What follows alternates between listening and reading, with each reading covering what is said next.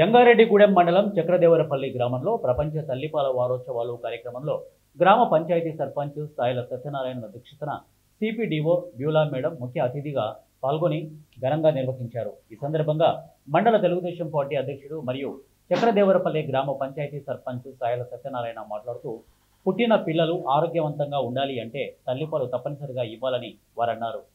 Madam గారు చెప్పినట్టు ఇది ఫ్రీగా వస్తుందని కాకుండా మనం డబ్బులు పెట్టుకొని కొన్నది ఏ విధంగా అయితే జాగ్రత్త వాడతాం ఇంకోటి మీరు వాడి మీ పిల్లల ఆరోగ్యాన్ని కాపాడుకోవాలని కోరుకుంటా ఉన్నాను।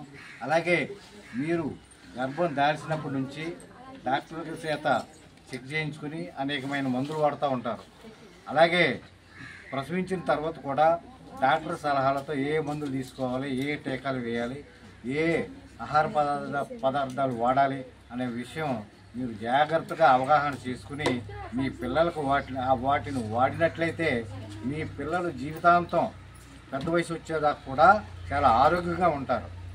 మీరు మీ పిల్లల పట్ల ఇప్పుడు తీసుకునే బాధ్యత వాళ్ళు పెద్ద అయిన తర్వాత కూడా చాలా ఆరోగ్యంగా ఉండి ఏ విధమైన వ్యాధులు రాకుండా శుభ్రంగా ఉంటారనమాట।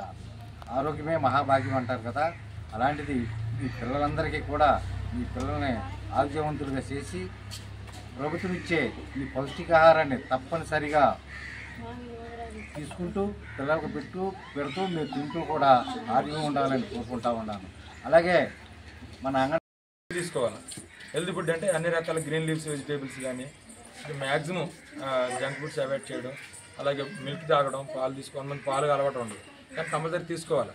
కొంతమందికి ఇవి ఏమంటారు తృణధాన్యాలు కదా, చిరుధాన్యాలు అసలు అవి ఏంటో కూడా తెలియదు। ఇప్పుడు మీకు ఇప్పుడు ఉన్న వాటిలో మ్యాక్సిమం కొంతమంది తెలియదు, ఇంకా చాలా పెట్టవచ్చు, ఇక్కడ రాగులు, కొర్రలు ఇవన్నీ పెట్టవచ్చు। కానీ వీటిలోనే ఎక్కువ ప్రోటీన్ ఫుడ్ ఉండటం వల్ల ఏమవుతుందంటే పుట్టబోయే పిల్లలు చాలా ఆరోగ్యంగా ఆహ్లాదకరంగా పెరుగుతారు, వాళ్ళ మైండ్ మెచ్యూర్డ్ అని చాలా గ్రోత్ బాగుంటుంది అన్నట్టు।